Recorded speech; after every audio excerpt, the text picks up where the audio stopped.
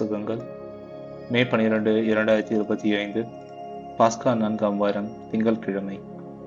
முதல் வாசகம். வாழ்வுக்கு வழியான மனமாற்றத்தை பிற இனத்தவருக்கும் கடவுள் கொடுத்தார். திருத்துதர் பணிகள் நூலிலிருந்து வாசகம். அதிகாரம் 11, இறைவசனங்கள் 1-18 முடிய. அந்நாட்களில் பிற இனத்தவரும் கடவுளின் வார்த்தையை ஏற்றுக்கொண்டதை பற்றி திருத்தூதர்களும் யூதேயாவில் உள்ள சகோதர சகோதரிகளும் கேள்விப்பட்டார்கள். பேதுரு எருசலேமுக்கு திரும்பி வந்தபோது விருத்த சேதனம் செய்து கொண்டவர்கள் அவரோடு வாதிட்டனர். நீர் ஏன் விருத்த சேதனம் செய்து கொள்ளாதவரிடம் சென்று அவர்களுடன் உணவு உண்டீர் என்று குறை கூறினர். பேதுரு நடந்தவற்றை ஒன்றபின் ஒன்றாக விளக்கி கூறத் தொடங்கினார். நான் யோப்பா நகரில் இறைவனிடம் வேண்டிக் கொண்டிருந்த பொழுது மெய்மறந்த நிலையில் ஒரு காட்சி கண்டேன். பெரிய கப்பற்பாயை போன்ற ஒரு விரிப்பு 4 முனைகளிலும் கட்டப்பட்டு வானத்திலிருந்து இறக்கப்பட்டு என்னிடம் வந்தது. அதை நான் கவனமாக நோக்கிய போது தரையில் நடப்பன, ஊர்வன, வானில் பறப்பன, காட்டு விலங்குகள் ஆகியவற்றை கண்டேன். பேதுரு, எழுந்திடு, இவற்றை கொன்று சாப்பிடு என்னும் ஒரு குரல் ஒலிப்பதை கேட்டேன். அதற்கு நான், வேண்டவே வேண்டாம் ஆண்டவரே, தீட்டானதும் தூய்மையற்றதுமான எதுவும் ஒருபோதும் என் வாய்க்குள் சென்றதில்லையே என்றேன். 2ஆம் முறையும் வானிலிருந்து மறுமொழியாக, தூய்மையானது என கடவுள் கருதுவதை தீட்டாக கருதாதே என்று அக்குரல் ஒலித்தது. இப்படி 3 முறை நடந்த பின் யாவும் வானத்துக்கு மீண்டும் எடுத்துக்கொள்ளப்பட்டன. அந்நேரத்தில் செசாரியாவில் இருந்து என்னிடம் அனுப்பப்பட்ட 3 நான் தங்கியிருந்த வீட்டின் முன் வந்து நின்றனர். தூய ஆவியார் என்னிடம், தயக்கம் ஏதுமின்றி அவர்களோடு செல் என்று கூறினார். உடனே நானும் இந்த 6 சகோதரருமாக அந்த மனிதர் வீட்டிற்கு சென்றோம். அவர் தம் வீட்டில் வானதூதர் வந்து நிற்பதை கண்டதாகவும், அத்தூதர் பேதுரு என்னும் பெயர் கொண்ட சீமோனை வரவழையும், நீரும் உம் வீட்டார் அனைவரும் மீட்பு பெறுவதற்கான வார்த்தைகளை அவர் உம்மோடு பேசுவார் என்று தமக்கு கூறியதாகவும் எங்களுக்கு அறிவித்தார். நான் பேசத் தொடங்கியதும் தூய ஆவி முதலில் நம் மீது இறங்கி வந்தது போல் அவர்கள் மீதும் இறங்கி வந்தது. அப்போது யோவான் தண்ணீரால் திருமுழுக்கு கொடுத்தார். ஆனால் நீங்கள் தூய ஆவியால் திருமுழுக்கு பெறுவீர்கள் என்ற ஆண்டவரின் வார்த்தைகளை நான் நினைவு கூர்ந்தேன்.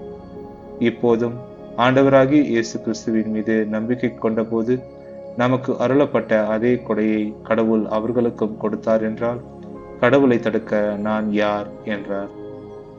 இவற்றை கேட்டு அவர்கள் அமைதி அடைந்தனர். வாழ்வுக்கு வழியான மனமாற்றத்தை பிற இனத்தவருக்கும் கடவுள் கொடுத்தார் என்று கூறி அவரை போற்றி புகழ்ந்தார்கள். இது ஆண்டவரின் அருள்வாக்கு. இறைவா உமக்கு நன்றி. பதிலுரை பாடல். பல்லவி. உயிருள்ள இறைவன் மீது என் நெஞ்சம் தாகம் கொண்டுள்ளது.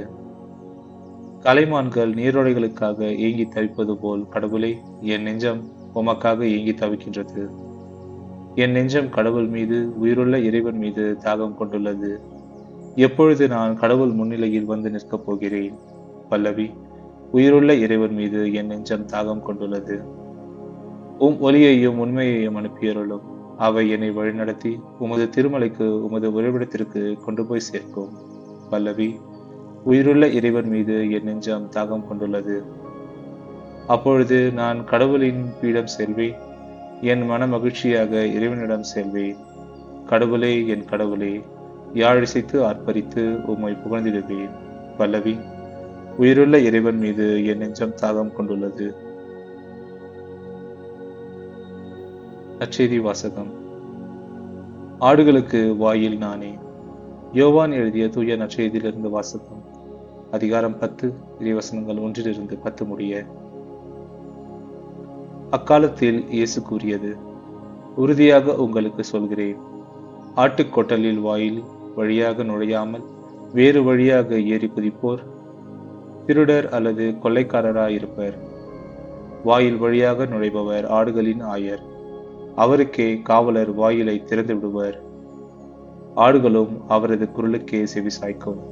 அவர் தம்முடைய சொந்த ஆடுகளை பெயர் சொல்லி கூப்பிட்டு வெளியே கூட்டிச் செல்வார். தம்முடைய சொந்த ஆடுகள் அனைத்தையும் வெளியே ஓட்டி வந்த பின் அவர் அவற்றுக்கு முன் செல்வார். ஆடுகளும் அவரை பின்தொடரும். ஏனெனில் அவரது குரல் அவற்றுக்கு தெரியும். அறியாத ஒருவரை அவை பின்தொடரா. அவரை விட்டு அவை ஓடிப்போகும், ஏனெனில் அவரது குரல் அவற்றுக்கு தெரியாது. இயேசு அவர்களிடம் உவமையாக இவ்வாறு சொன்னார். ஆனால் அவர் சொன்னதை அவர்கள் புரிந்து கொள்ளவில்லை. மீண்டும் இயேசு கூறியது, உறுதியாக உங்களுக்கு சொல்கிறேன், ஆடுகளுக்கு வாயில் நானே. எனக்கு முன்பு வந்தவர் அனைவரும் திருடரும் கொள்ளையருமே. அவர்களுக்கு ஆடுகள் செவிசாய்க்கவில்லை. நானே வாயில். என் வழியாக நுழைவோருக்கு ஆபத்து இல்லை. அவர்கள் உள்ளே போவர், வெளியே வருவர், மேய்ச்சல் நிலத்தை கண்டுகொள்வர். திருடுவதற்கும் கொல்வதற்கும் அழிப்பதற்கும் அன்றி திருடர் வேறொதற்கும் வருவதில்லை. ஆனால் நான் ஆடுகள் வாழ்வை பெறும் பொருட்டு, அதுவும் நிறைவாக பெறும் பொருட்டு வந்துள்ளேன். இது ஆண்டவரின் அருள்வாக்கு. இறைவா, உமக்கு நன்றி.